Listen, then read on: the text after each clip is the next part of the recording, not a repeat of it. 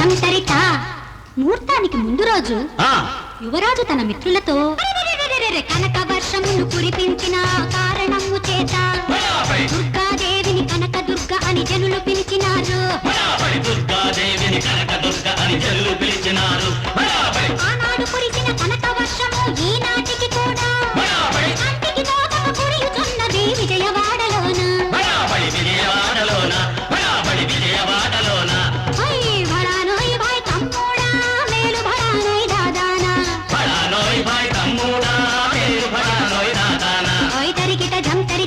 అంతేకాదు ఆ తల్లి యావత్ ప్రపంచానికి అందించిన మరో మహావరం కృష్ణానది పుష్కరాలు.